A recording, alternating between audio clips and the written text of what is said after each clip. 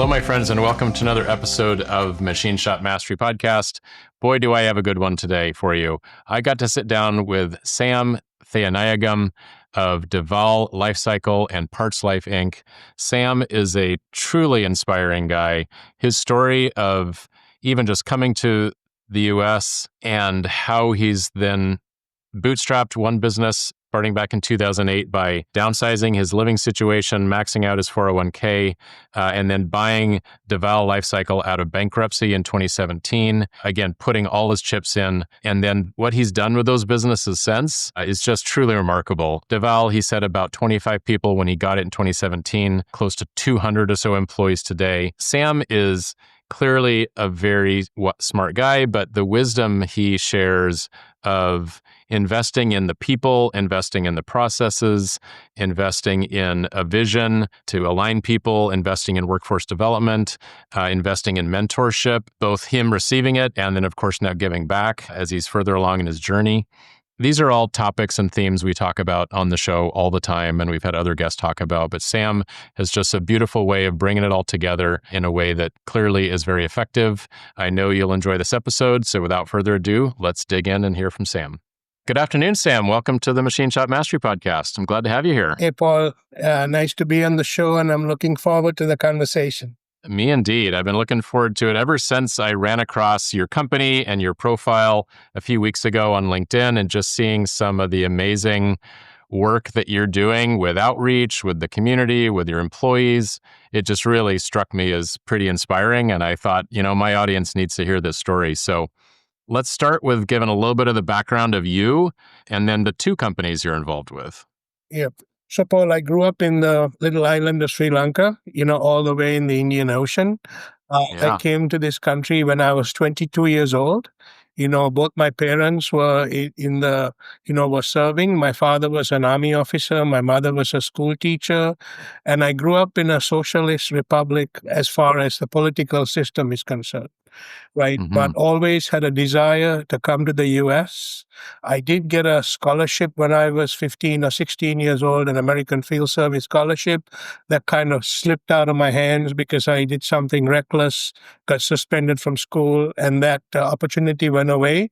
But God had a way of redeeming that. And when I was 22, I had an opportunity to come back to go to a small community college, follow my dreams to get a degree in sales and marketing eventually from Oral Roberts University. And then straight out of ORU, I just got hired by a company in Philadelphia, which was the largest remanufacturer of auto parts in the world at that time. And that's what brought me to Philly. That's what got me into manufacturing. And so having grown up in Sri Lanka, which is not known to be a lot more of an agrarian society, we do have some low-tech manufacturing. Sri Lanka is known for garments. We make a lot of tea in Sri Lanka. We do some rubber products. But Sri Lanka wouldn't be considered an industrial nation at all. So for me to get into manufacturing was some very, very unfamiliar.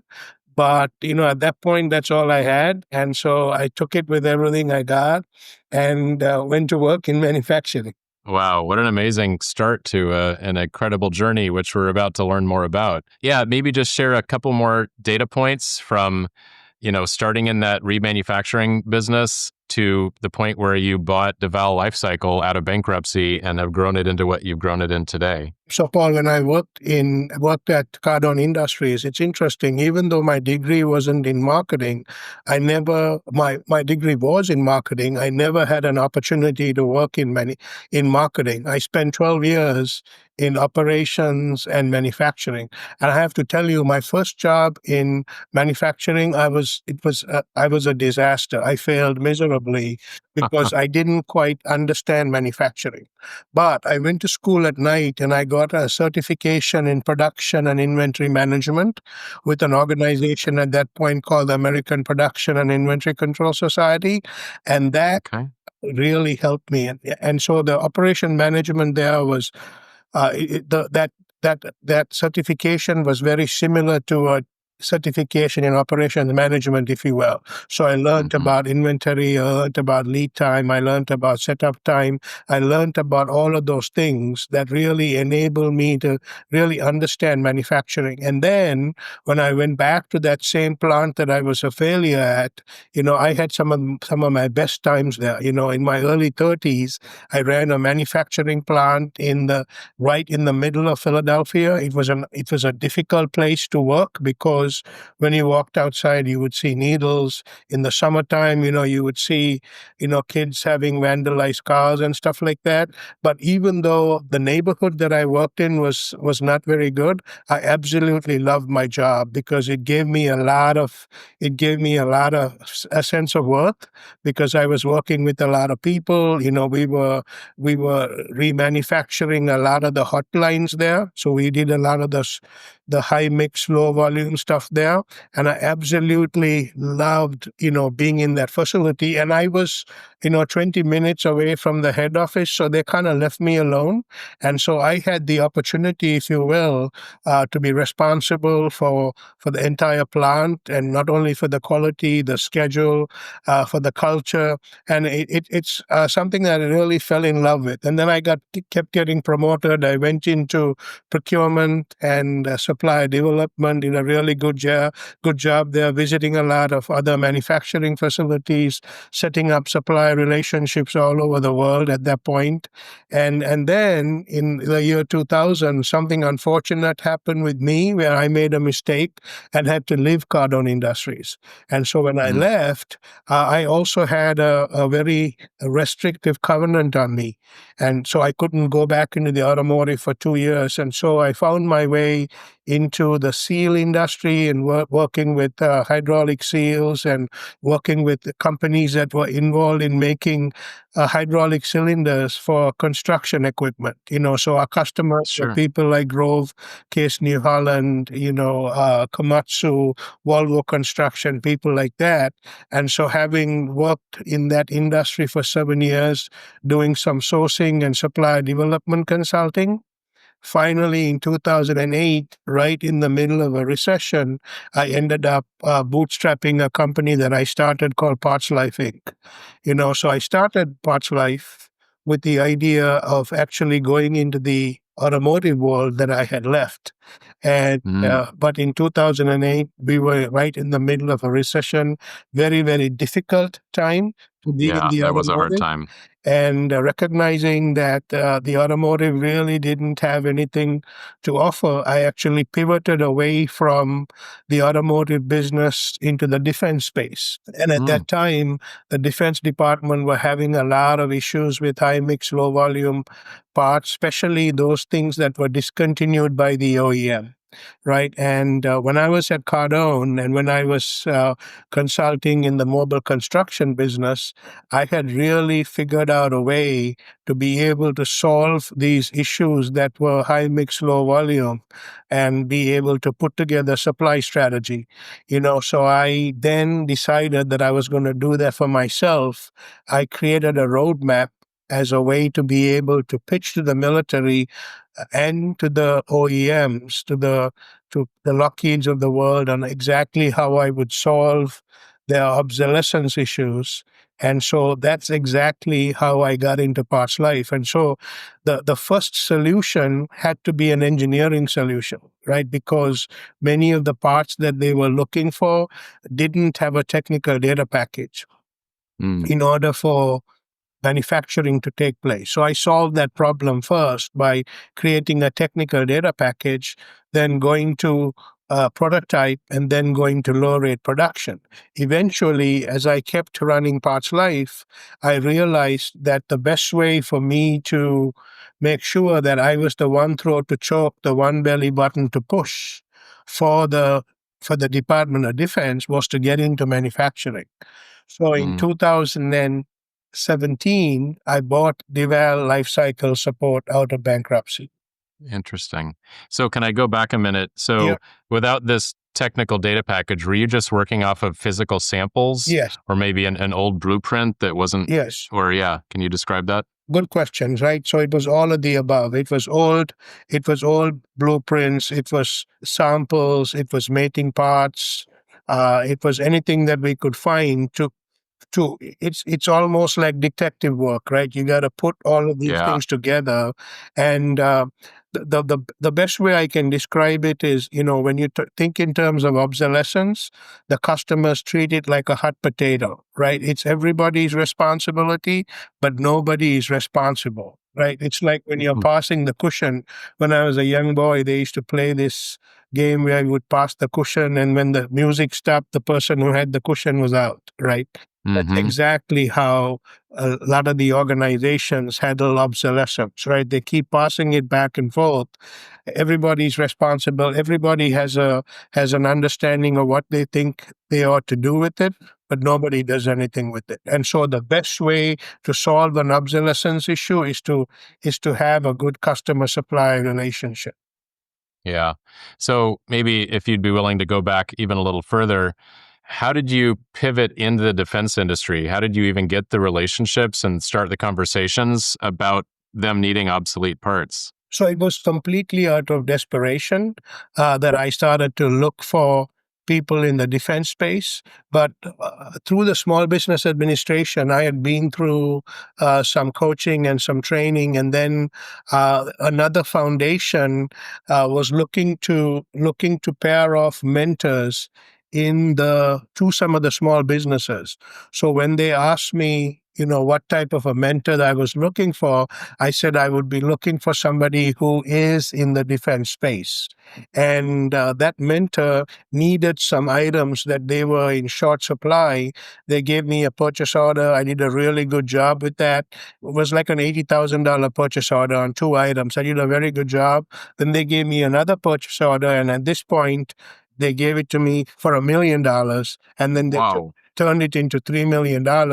So I went from doing about $350,000 a year to having a backlog of 3 million. That must have been exciting times. Yep, it completely turned my business. So a business that was really gasping for oxygen, barely making it, my nose just above water, to being able to just take off and doing such a really good job with it. So I ended up hiring my first employee and really getting into it. And then, haven't looked back since. Wow. That's interesting. So tell us about buying Deval out of bankruptcy. How did you find it? What did you do once you bought it? Yep. So Deval was a company that was doing some work for us, and I had met the owner a few times. Him and I got very close.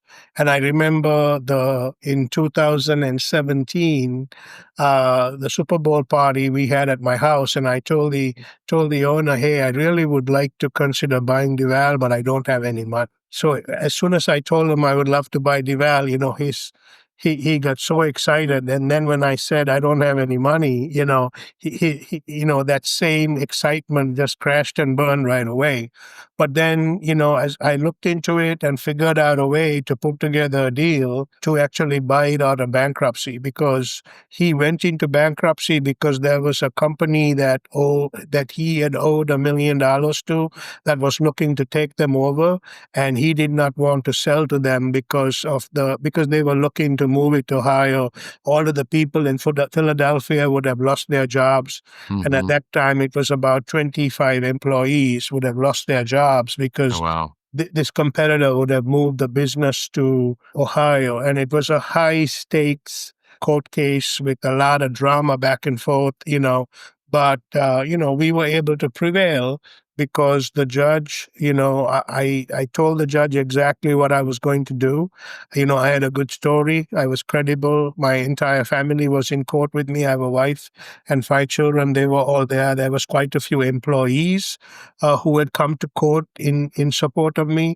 And so we really convinced the judge. I mean, the judge was a lady. And so we really worked on pulling at her heartstrings to be able to keep the business in Philadelphia. And over a period of 3 days, we prevailed, and I put everything into it. So just like in 2007, where I sold my home and downsized and put my 401k and all the credit cards as a way to be able to bootstrap a company in 2007, in 2017, I put all the chips back out there to be able to buy Deval, So it was a very exciting time, but yet it was also a very scary time. I can remember the company was awarded to me on a Tuesday.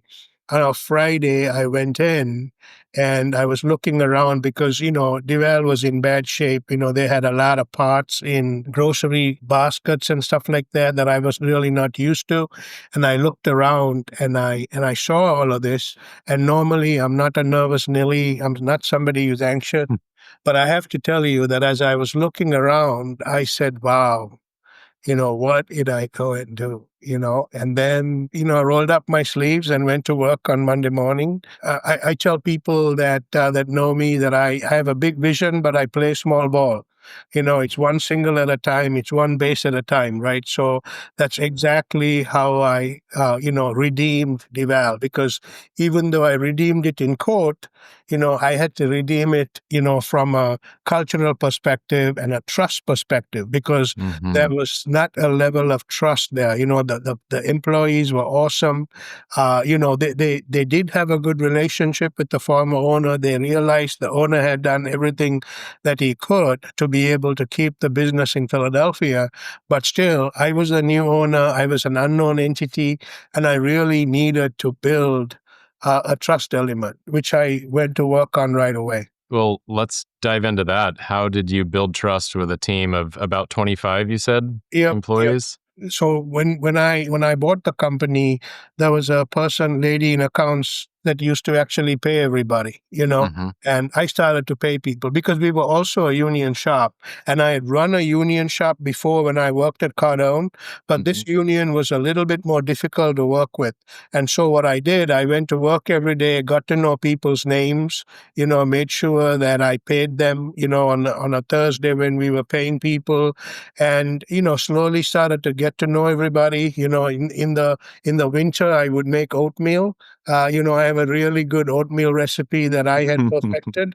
That has a lot of nice ingredients from Sri Lanka, like cinnamon and coconut milk and stuff like that. So I used to make it and serve it myself for a while there to get to know people. And then what happened was, unfortunately, the union that I was working with started to get very difficult for me to work with because, they wouldn't let my son work on the forklift because he wasn't in the union. And that kind of was like throwing cold water on me, because here I had done everything I knew to do to redeem this company, and they're telling me my son couldn't work on a forklift.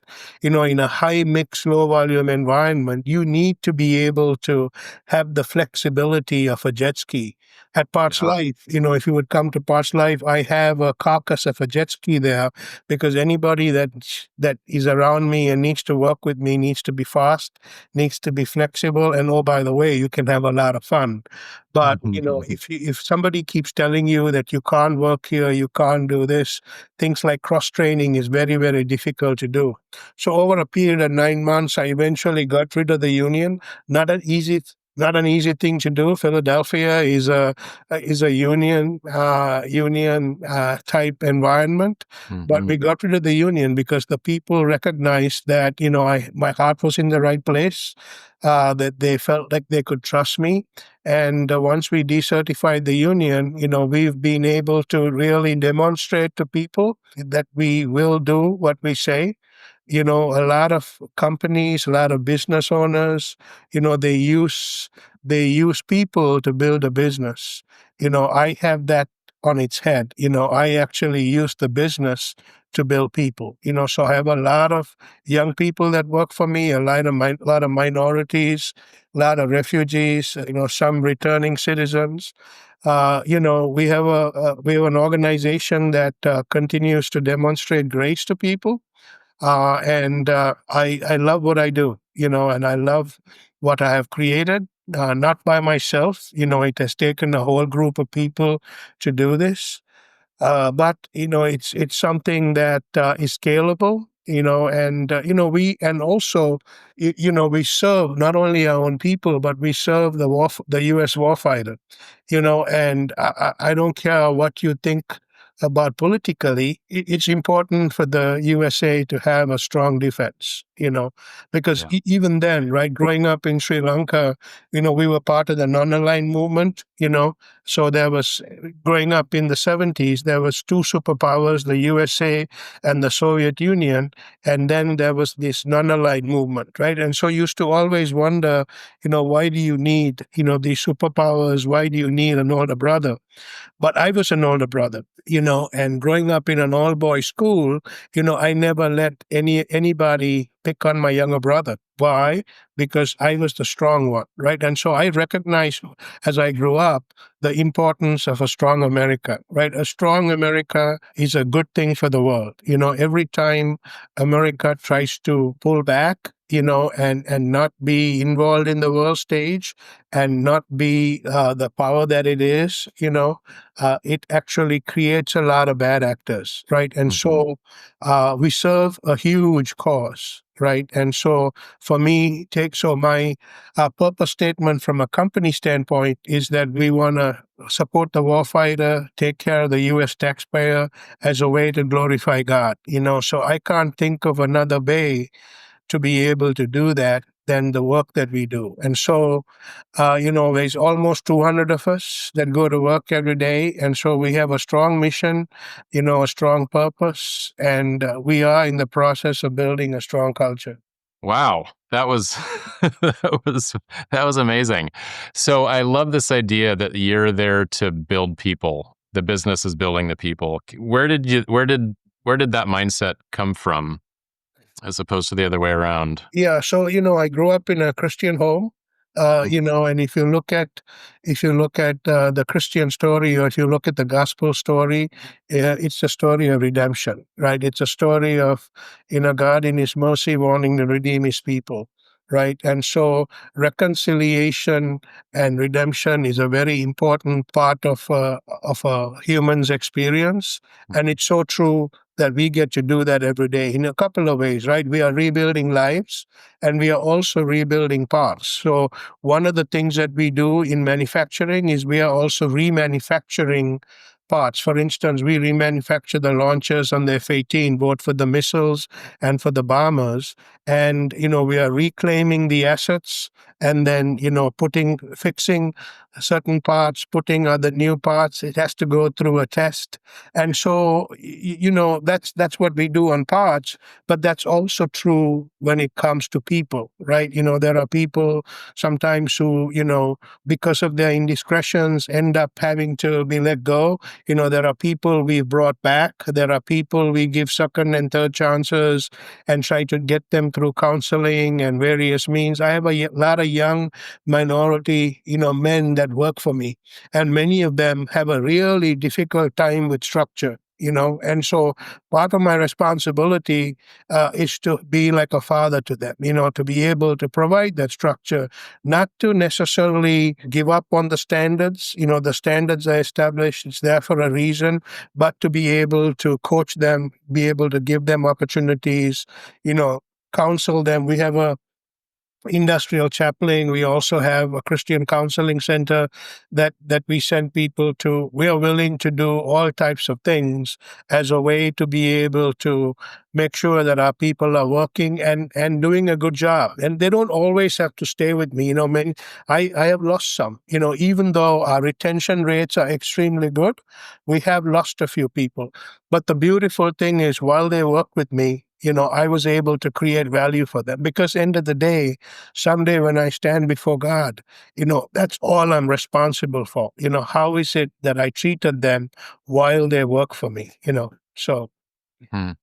So I imagine there's people listening that have the belief that the types of programs, the types of things that you're doing are too expensive. They're not as directly related to getting revenue out the door or parts out the door. Yeah, how would you counter that belief and say this really, in the long run, is a very successful model for not only doing the right things, which, is led by your faith, but it's good for the business too. Yeah. So, growing up in Sri Lanka, I always, grew up saying creativity before capital, right? So, making oatmeal and sharing that's not very expensive to do.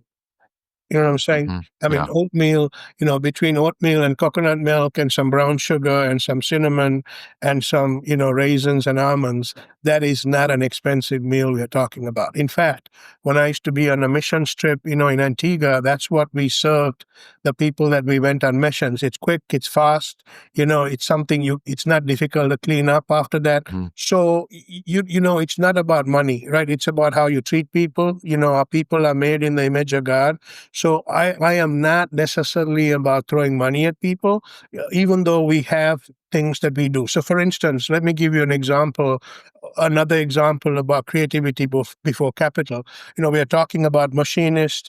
We are doing subtractive manufacturing. So when you're doing subtractive manufacturing, you are actually accumulating scrap. That's part of the manufacturing process. Yep. So Making chips.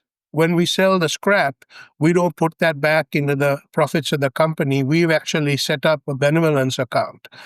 So when people need something, their dryer breaks down, their car breaks down, all of a sudden they have to go for a funeral and, they need a little bit of money to do that. We administer that benevolence account. I have no say in it. I don't hold on to it closely. The supervisors are able to take from it and to be able to take care of immediate needs, Mm. So, there are some things that take money. So, for instance, about 28 people that work for us has bought their first house, right? And we have helped them Wow. with it. So, I read a book about 25 years ago called The Mystery of Capital. It was written by a Chilean economist who said that the number one way that you create collateral in a capitalistic society is through home ownership. And that was true for me. In 2007, I downsized in order to create the capital to start my company.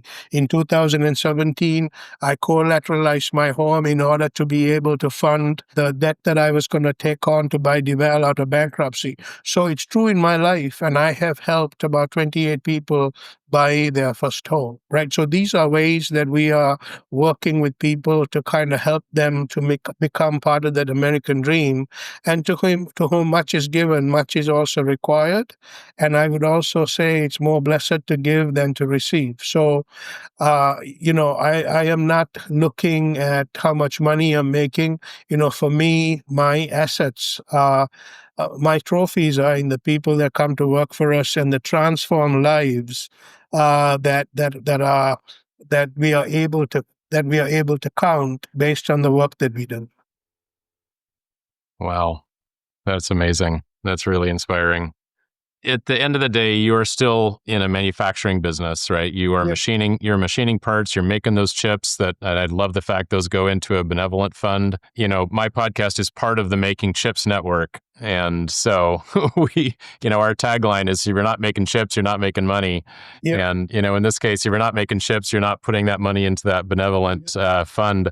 I love it. But what are at the end of the day, I always say the machining industry is one of the hardest ones in the world. There's just a million things that you got to get right every day. Yep. What are some of the biggest challenges you're facing as a business today? So what I can tell you, good question, Paul. So what I can tell you is one of the challenges that I took on was workforce, right? Because if you look at people in my seat, it's difficult to recruit people. It's difficult to find machinists who are qualified. So about 2 years ago, I took the bull by the horns and started my own little machining institute. You know what I'm saying? Wow. I hired a gentleman out of the community college, and I set up a machining program in order to be able to turn out machinists. And I think that was awesome because we were able to really upskill young people. And we have done a really good job of creating this ability to be able to create our own machinists, create our own welders. I read a Christian minister who was starting to he was starting a church in a African American neighborhood, and he wrote this book called Neighborliness, and it said it takes four things to fundamentally change a society. It's four things. It's a job, healthcare, education, and a place to live, right? And so we are focused on all four of those things. So workforce development is top of mind for us. We whiffer, right? What's in it for me? We create a program and tell them, hey, if you go through this and you do all of this, this is how much money that you make. A mentor used to tell me, money doesn't talk, it screams. Right. And one way to get people's attention is to show people a pathway, to show people a pipeline. And so we've done a really good job of attacking machining and welding, the two biggest constraints. We're doing a really good job of bringing and making sure that that people are doing what they're supposed to be doing. We do a lot of work with supervisor training. We are only good as the first level supervisor. So we spend a lot of time, making sure our first level leaders are able to block and tackle and, be able to do, things like change management, root cause analysis.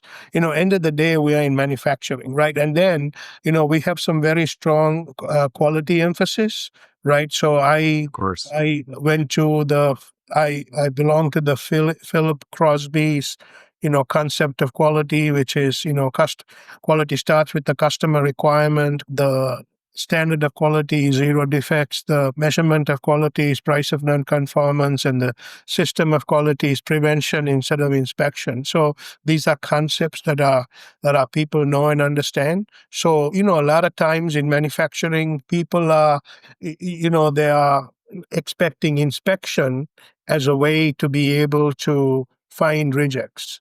In our organization, that's not the case. We are building to a zero defect specification. So, we do a very good job of making sure we are taking out variability in the process, right? So it's like a golf swing. The more variability in the golf swing, the less effective of a golfer you are, right? You have to take the variability out of it. And it hasn't really helped in my golf game, but I can tell you, we are doing that in manufacturing, so we have a very strong manufacturing engineering organization that is continually looking at that process, making sure we are documenting the setups, making sure that the gauges and the fixtures that we are supposed to be using are in the bill of material, making sure that, we are really using a scientific methodology as a way to be able to make sure that we are doing this. And in a high mix, low volume environment, that is not easy to do because you're making 5 of something, right? But on the other hand, whether it's 300 of something, which we very rarely do, or if it's 5 of something, the quality systems that we put in are the same because we recognize that by doing a good job, we are going to be able to continue to be there and be an important part of our customers' success. Wow, that was a lot to unpack, and I want to kind of dig into all of it. So let's go back to your education. So did you just take a portion of your facility and say, this is going to be our school, our education institute, and put some machines there and hired this person out of the community college? How do students apply? How does all that work? So we started by, upskilling our own people, right? And so, yes, we dedicated a machine, specifically for training.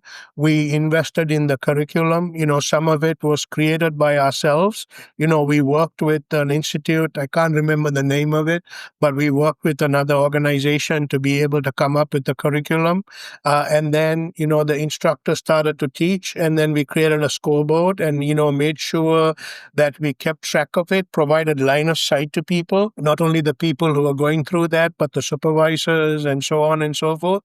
And even when they started to do machining, right, when there were issues in their stuff, right, we always took them back to try to teach them that, right? So, it's important to have quick feedback mechanisms, right? So whether that course. is in machining or whether that's in welding, where we do NDT, non-destructive testing, we can tell how good the welds are, right? And so we measure things like first pass yields, right, to make sure that because first pass yields, when you have high first pass yields, your quality is better and your throughput is better, right? And so yes, so we have a really good system.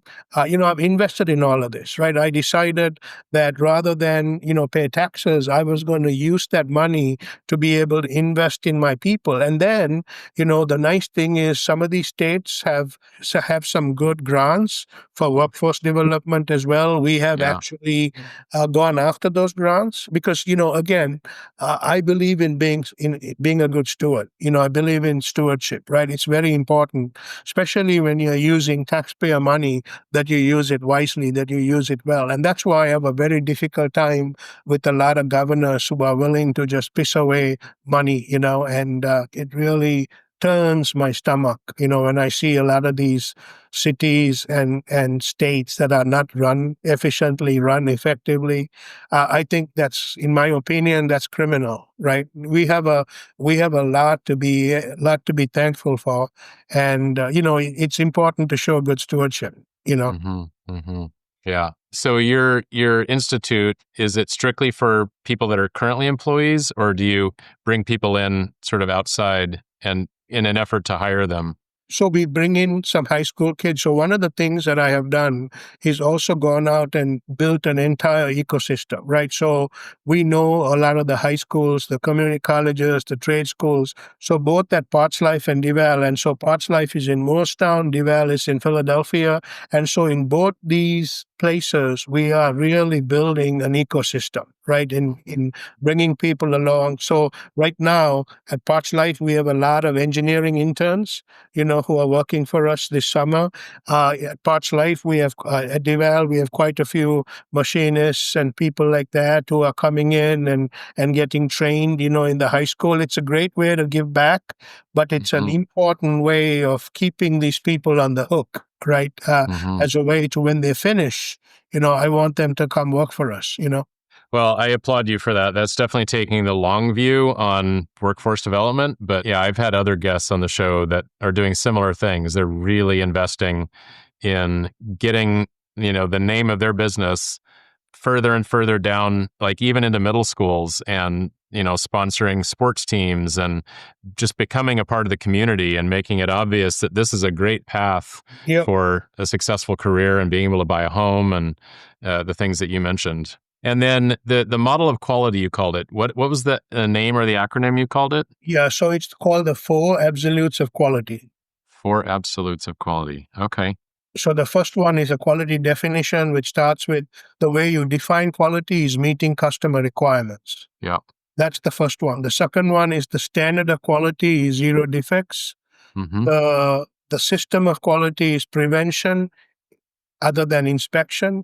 Yeah. And then last but not least, the measurement of quality is price of nonconformance. Right. So the best way to get people's attention is to turn that reject into dollars, right? When you dollarize something, I tell my team all the time, dollars is the love language of business, right?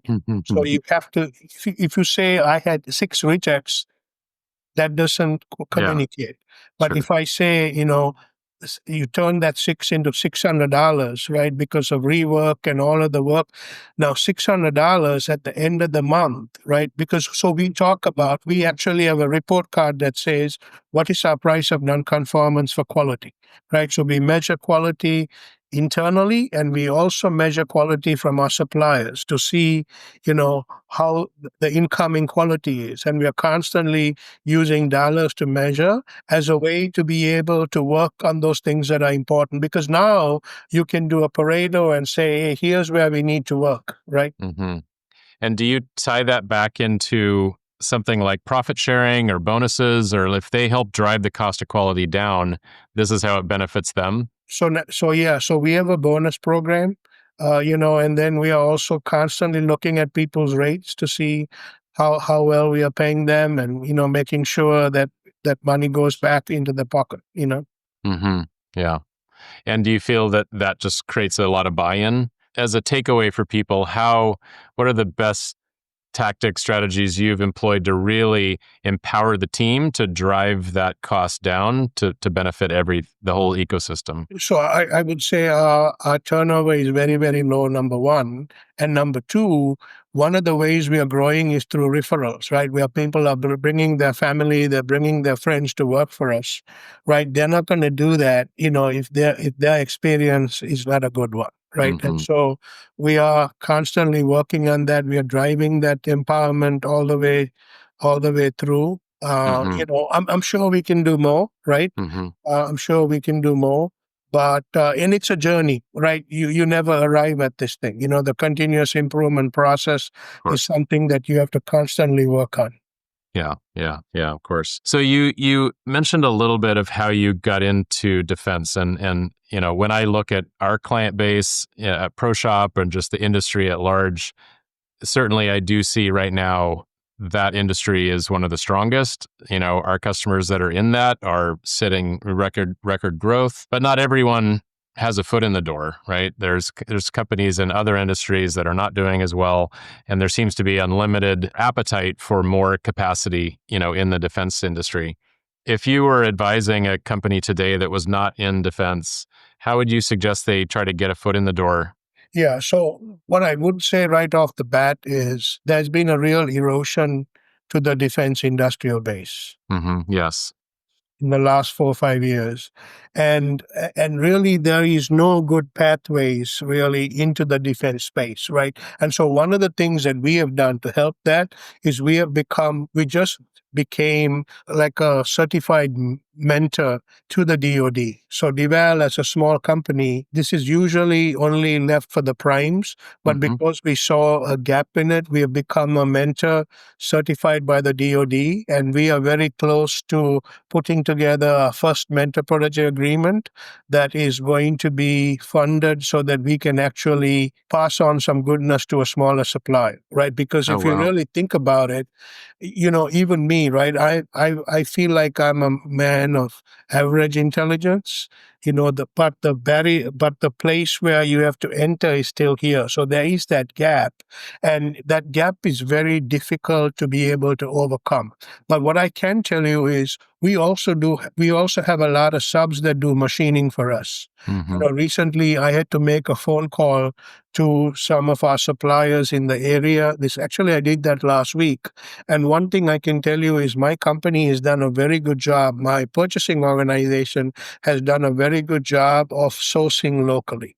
Right. So you hear of the new fad is to be able to farm to the table, and where restaurants are actually sourcing locally. We've done a good job of actually sourcing locally for us, right? And so my suggestion would be for somebody who's got limited capacity, limited ability to get into the DoD space, is to find a large company locally for them to be able to try to get into and become a source, right? So the best way for me to describe this is one of the best vacations I had was me and my brother. We went to Kenya and went on a safari to the Masai Mara. Right. And so, they wake you up at 6 o'clock in the morning to go outside to be able to see the animals, And so the first day we went out, we saw this deer that had been killed, right? And the entire lion family was eating. Right. But the next day or that evening when we went by, right, the lions were done and the hyenas were eating. Right. And then while the hyenas were eating, the vultures were actually circling in the air. And then, the guide told us that, 3 days from now, the insects will be eating that carcass. Right. What I got out of it is, hey, everybody wins when there is a kill. Right. And so you have to be able to treat. So all of the primes, if you look at the primes, right, if you look at Lockheed Martin, Boeing, Northrop Grumman, General Dynamics, Raytheon, these companies are integrators. They don't do manufacturing as such. Yes, they manufacture. Like I've been to the plant, in the Northrop plant where they actually put together this huge operation, where they're building part of the F-35. I've been been to the F-35 plant in Dallas, right? Mhm. They're integrating stuff, right? They're not Yeah. machining. You know what Yeah. I'm saying? Yeah. So there is Yeah. a lot of work. There is a lot of work for tier twos and tier threes to be able to do. So my advice to people is to not try to get into the major OEMs. Sure. Many times the major OEMs are not even buying machining services. Of course. You know, Yeah. it's the tier two and the tier three that are buying those services, right? And so, in my opinion, that's the best way to get into that. But Mhm. I'm doing some stuff as a way to be able to provide. Like if you go to sam.gov and you're able to put some next codes in there to be able to get certain things out there so that it can go to people who may be able to do that, to be able to do that work. So there is some efforts that are going on out there to get more suppliers involved in the fight, because the truth of the matter is the country needs it. Yeah. Yeah. And I know it's been the DIB, as you say, the Defense Industrial Base has been just, yeah, eroded over the last decade. And I think that's probably true of the machining industry in general. There's a lot of businesses owned by baby boomers that are just closing their doors because they're retiring and their businesses aren't saleable or whatever the reason is, or it become too challenging just to compete in that space or meet all the regulations. So yeah, there is a lot of demand. And I can also reinforce what you're talking about with, being a tier 2 and a tier 3. The machine shop that I started right out of college, we eventually became a supplier for Northrop, and we were feeding the Palmdale facility with fixtures and tooling for building the F-35 center fuselage area, Yeah. right? And That's the plant I've been to. Yeah. yeah, and to this day, we sold the machine shop 10 years ago now, but they're still making those same parts, Yep. still supporting the production line. Yep. And, I'm sure they've in total gotten many millions in dollars from the fact that we're a, whatever tier that is, Yep. tier 3 maybe. So maybe just as another piece of advice, if getting into a lower tier of a supply chain is an easier path, are shops today that are being successful with that, are they doing that through going to regional events, conferences, just trying to get out there, meet people, or is it through LinkedIn conversations? Yeah, any advice you have would be welcome. Yeah, so I've had a lot of people, find us through LinkedIn, Yeah. and cold calling. Like I said, I can't speak exactly to how successful they are in getting to us, Yeah. but we're always looking for people, and we have built a nice stable of suppliers that do work for us. So while we do machining ourselves, as much machining as we do ourselves, we also outsource some machining as a way to keep that healthy balance between what we are making versus what we are buying, because this enables us to really make sure, so in some ways we are becoming an integrator too in some cases, as a way to be able to buy stuff rather than make it ourselves. Yeah. Yeah. That does seem to be the natural progression as companies grow. Even my own shop, we ended up outsourcing a lot of work to other shops and doing the assembly work and all the paperwork and managing the program, if you will. Yep. It became a bigger and bigger part of our shop as we grew. So you've shared so many different things today, from the way that you are a mission-driven organization investing in your people, the workforce development, the sales and marketing obviously has been very successful in the way you've been able to get into these industries. What would you say your sort of, if you had to summarize your best strategic decisions over the years that have led to this success that you have today, what do you think you'd summarize that to be? So I would say, going out and acquiring manufacturing was important. So I did that in two areas, in buying Deval, and I also bought another small company called LC Engineers that's involved in the electromechanical space, as a way to be able to diversify my portfolio. So while my customer is the same, it's the DoD, right? I am involved in different life cycles. So Deval is involved in the beginning and in the middle of a life cycle. Parts Life is is involved in the end of a life cycle. LC engineers is involved in the midlife of a life cycle. So I've diversified the portfolio of companies that I own as a way to be able to keep chipping away at the life cycle of a program or a platform. Right. So if you look at the F-35, the F-35 is still in production. Right. And so, it's going to take a while to sunset. The B-52, on the other hand, is very close to sunsetting, but they're going to be used for another 15 years. The F-16 is in the process of modernization. So there is quite a bit of work that is coming to us through modernization. I followed the money as far as customers are concerned. We've gone in and looked at what are the platforms we want to work with, what are the programs that we want to work with. We talk in terms of who the ideal customer is and understand the customer journey. So while I've spent a lot of time in operations in the last 6 months, I've really started to focus back on the customer side of things to make sure, because, at every level, right, you need to be able to go back and do more architecture as a way to be able to grow, right? So we are really working on who is our ideal customer, making sure that we understand the customer journey, and end of the day, even though when you're dealing with the government, it looks like it's a very impersonal transaction, you're still dealing with people, right? And so getting to know the people, winning that preference game. The other thing that I'm doing, from a strategic standpoint, is I'm providing line of sight to my customers, right? Because if you really look at some of the work that we are doing, between the time that the customer makes a decision to go to work for us to us actually delivering something could be even in some cases more than 12 months.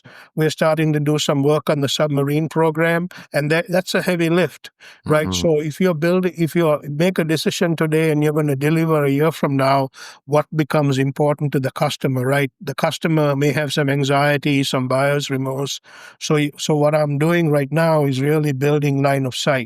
Because if you look at Domino's, right, on a $20 pizza, they're able to give their customers line of sight when it's prepared, when it goes into the oven, when it's out for delivery, right? So because we are living in a world of Uber and Instacart and Amazon, where people want to check in and know exactly where their work is, right? And so the strategic area, and most people may not think that's strategic, but in manufacturing, that's how I'm going to be set apart, right? And that's creativity before capital, right? I'm not going to be spending, hundreds of thousands of dollars to provide line of sight.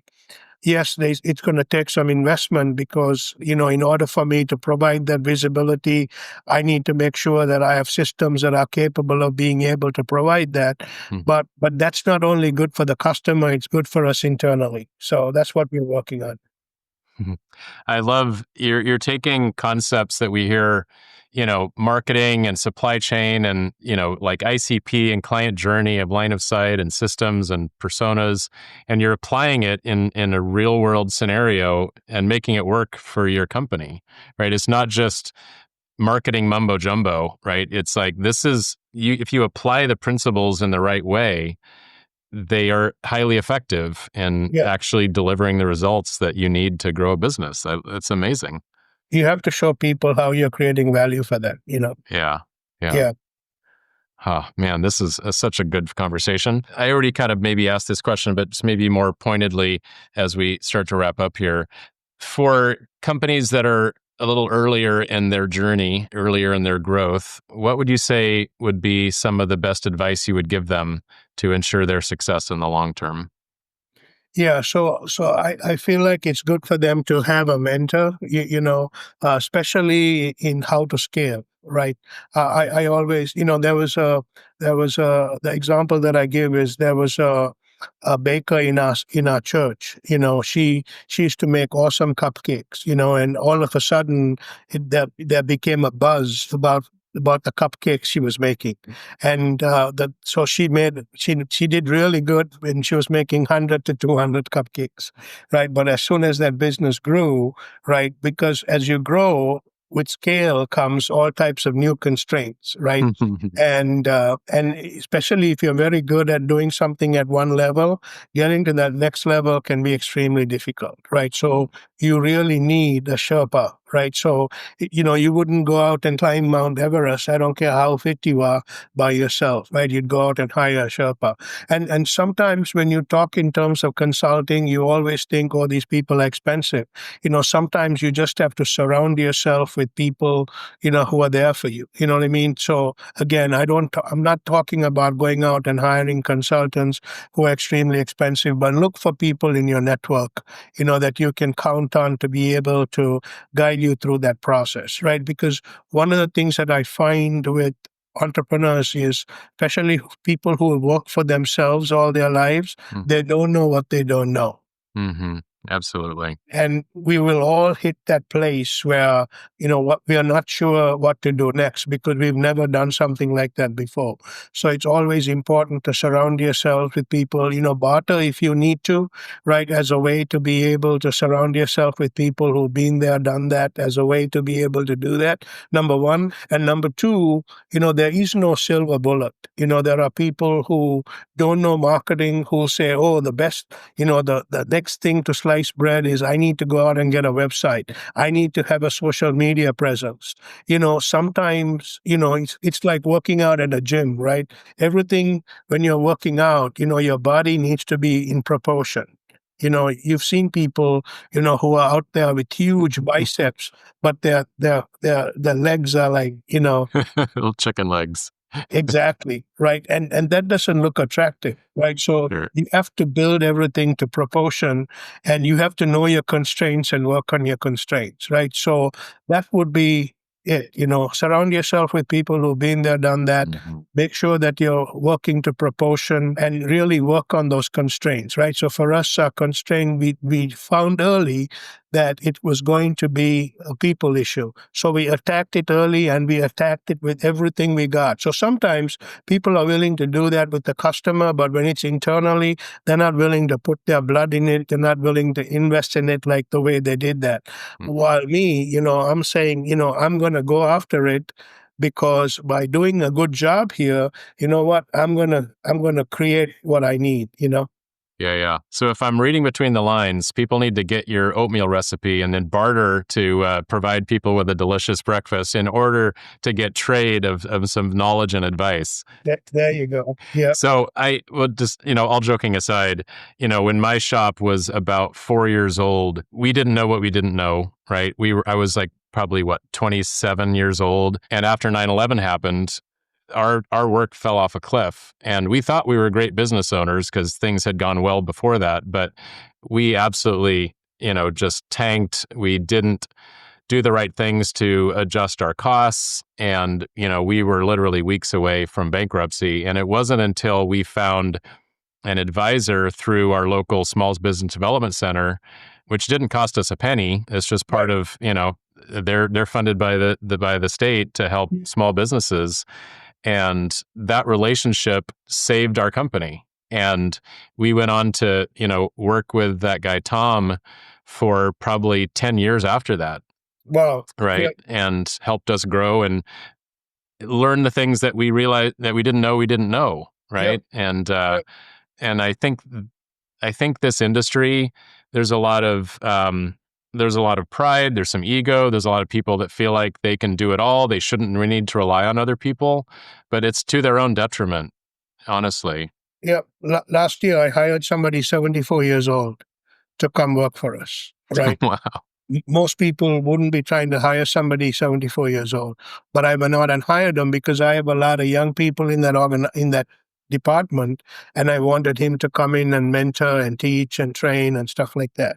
So I don't just talk about it. We actually do that because it's important. Oh, that's very cool. That's awesome. That's probably, that's a win-win all around, right? It's great for someone like him or her to get a job, and great to have a good mentor built right in. Absolutely. So I guess maybe last question before we ask if people want to reach out to you. What do you feel about the macro trend of subtractive precision machining in North America today and for the next 10 or 20 years? Is it a good business to be in? Is it challenging? We know it's challenging, but is it on the uptrend? What's your thought about it? So I stay fairly close to what's going on in additive manufacturing, Yep. right? Because as I do a lot of small volume manufacturing, right, with obsolescence, additive manufacturing may be a inexpensive way to make 5 pieces, right? Having said that, when something was first made with subtractive manufacturing, now trying to additively manufacture that, you're actually introducing more variability into the process because of qualification, right? Because especially if it's a critical item, if it's not a critical item, we don't have to talk about that. But if you have to qualify it, the people that are setting standards like ASTM and everything else, they're still years away from being able to really come to terms with how to qualify these parts, right? Because in my opinion, from what I see right now, the additive manufacturing process still has variability in it, more variability, in my opinion, than subtractive manufacturing. So I feel that subtractive manufacturing is going to be around, especially on large items. Like, for instance, we have a new customer in the submarine program. Everything that we are making for them is massive. Right? So I don't see big items like that being manufactured through additive manufacturing. There will be additive manufacturing will continue to grow, but I think subtractive manufacturing still has a major role to play. And as long as we continue to do good work, as long as we continue to stay on the cutting edge and are adaptive, I think the future of subtractive manufacturing is strong. Yeah. Yeah, no, I'm with you there. And it's true, additive is growing leaps and bounds, but we have a good customer that is heavily into it, but they do both. They do additive and then they do finish machining. But they will admit that there's so many different specs and regulations coming from all these different groups, and they all can't agree exactly on what the the end thing should be, that they just have to combat it with just taking massive data collection and making sure that they can address the concerns of any individual customer or agency or whatever. So, but yeah, I agree. Machining, even though it's a challenging business, I think there's probably, and I'm not that old to have seen lots of other cycles, but I think it's one of the best times to be in machining right now. There's just such vast demand and not enough companies to meet it, that those that are in it today and doing it well just have huge opportunities for many, many years to come. Yep. So, well, Sam, thank you so much for being on the show. I thoroughly enjoyed the conversation. I'm sure our listeners as well are going to rave about this one. If they want to connect with any of your businesses or with you, how would you suggest they reach out?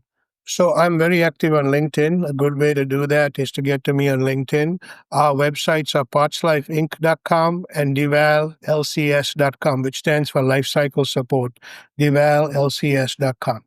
Okay. Well, thank you again. I appreciate you spending your time with me today. It was a great conversation. And yeah, hope to meet you in person sometime soon. Yeah, would love that, Paul. Thank you. Thank you for having me on the show. Thank you, Sam.